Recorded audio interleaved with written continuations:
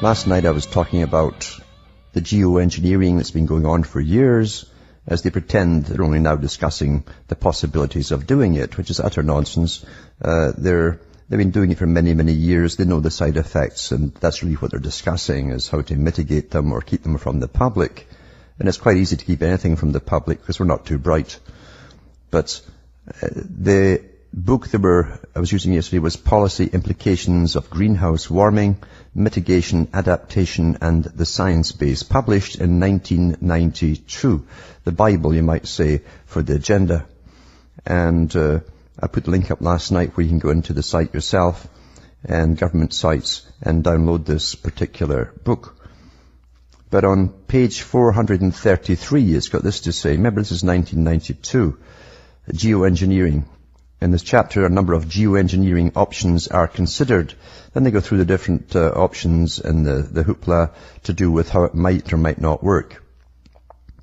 But they say here, other geoengineering possibilities include reforesting the United States. I guess if people get off the land, you see, you can reforest it. That's why you want the habitat areas for Agenda 21. To increase the storage of carbon in vegetation, simulating an increase in oceanic biomass as a means of increasing the storage and natural sequestering of carbon in the ocean, and so on. Yada, yada, yada. This is important to recognize. Now, listen to this. Listen to this part here. 1992. For those who are still in their religious phase, who use words like, do you believe this, or do you believe that? Do you believe in global warming? Do you believe in Y2K? That's a religious thing, you see. This is 1992. It says here, it is important to recognize that we are at present means in the now, for the harder thinking. We are at present involved in a large project of inadvertent geoengineering by altering atmospheric chemistry. And it does not seem inappropriate to inquire if there are countermeasures that might be implemented to address the adverse impacts. You understand what that just said now? Come on, we're back in junior school here, right? Let's do it again, children. It says, it is important to recognize that we are at present involved in a large project of inadvertent geoengineering by altering atmospheric chemistry.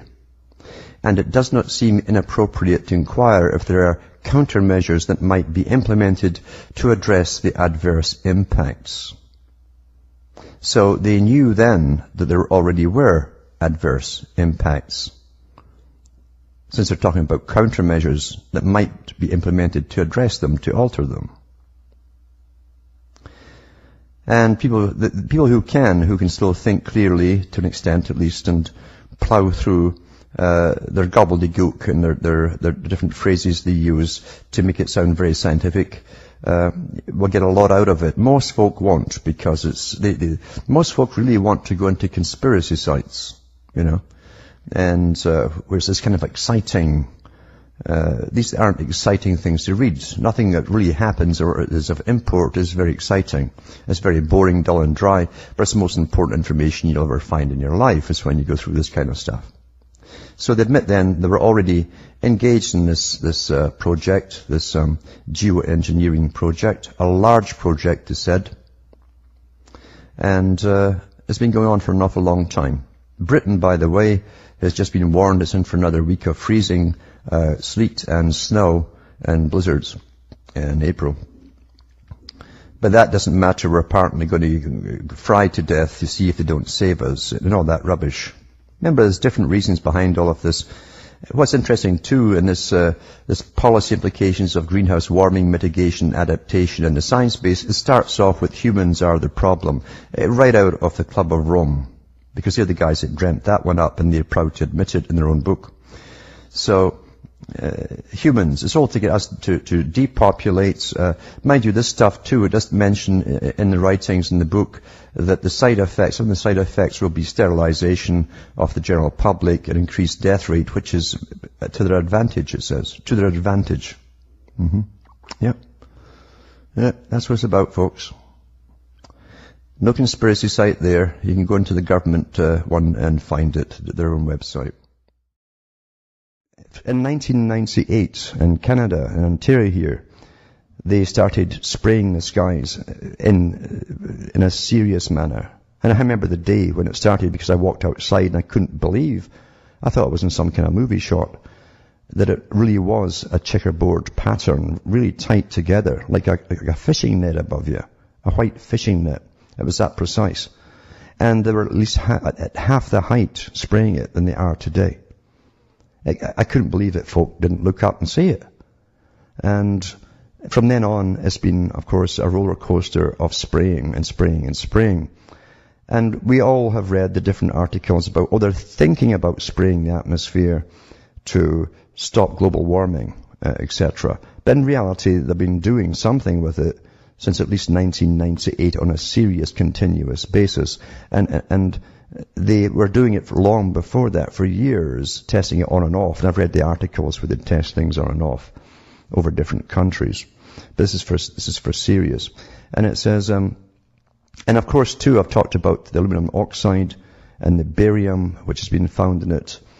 And I've gone into the writings of Teller, who was the inventor of the H-bomb, who worked for the Pentagon and who came up with the idea of flooding the air with metallic particles and using what's now called HARP technology, and electromagnetic pulsing across the atmosphere. The very thing that Brzezinski talked about in Between Two Ages, where he said that the techniques of weather control manipulation would come into being. But he also touched on, too, how certain things could affect the minds of people, make them tranquil or aggressive depending on the frequency, because this stuff literally makes the atmosphere itself like a chemical conductor, much more agreeable to electrical variations and transmission.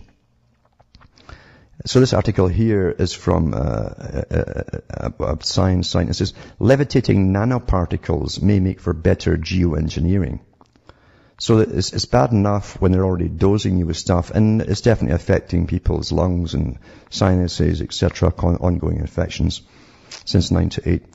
So now they want to go into the nanoparticles, if they haven't already, you see. Now, nanoparticles of, say, barium and aluminum oxide and stuff, this stuff literally, apart from making you rather senile, is highly carcinogenic as well. But it doesn't matter, that would all tie in with the big plan, wouldn't it? Especially over areas where they want to bring down the populations. And if you don't have the right kind of chelation therapies, etc., which I'm sure the bigwigs get, then this stuff's going to stay in your system. A recent analysis of geoengineering options indicated that while pumping chemicals into the upper atmosphere would work, well, they know it would work because they've been doing it, the approach comes with significant risks. Since the chemicals would gradually come back out of the atmosphere, these schemes would require constant input to remain effective. That's why they do it every day. A paper released in PNAS this week suggests there might be a lower effort alternative, nanoparticles that are structured in a way that helps them control their altitude. Even if CO2 emissions, here we go, are eventually reduced, it's got nothing to do with it. We may have put enough in the atmosphere by then to ensure that some form of geoengineering may be needed to lower the global, if they lower the global temperature anymore, I'll be sitting on an ice floe, I think, just mass. It was 20 below zero, Fahrenheit last night here, which is, a bit chilly. Aerosols in the upper atmosphere increase the Earth's albedo, the overall reflected to the planet, reducing global temperatures by reflecting more sunlight back into space. Chemical aerosols are popular geoengineering candidates, but they have their own problems. For example, sulfates in the lower stratosphere can accelerate removal of ozone, and we'd have to constantly pump more into the upper atmosphere. That's a great business for somebody. And believe you me, big chemical companies are obviously involved in this, making an awful lot of money. The main advantage of the proposed nanostructures over chemical aerosols is their ability to control their altitude.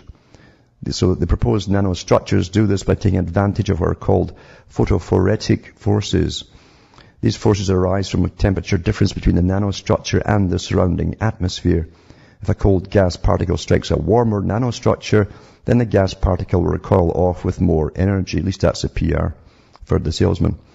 That results in a force on the particle. The amount of energy transferred in this process is a property of the material and a function of the temperature, and is described by something called the accommodation coefficient. Sounds very impressive, eh? By constructing nanostructures with different values, one can change the net force on the nanostructure. So, what are they going to use for it, eh? Well, goodness me, they're back to aluminum again. It says aluminum and barium again at titanate. The aluminum layer reflects sunlight but is transparent to thermal infrared. The barium trinitrate layer has a higher density than the aluminum layer and interacts with the atmospheric electric field to orient the disk with the reflective side up. The difference in between aluminum and barium trinitrate also produces a net photophoretic force, levitating the disk with a force up to 3 times its weight, to say.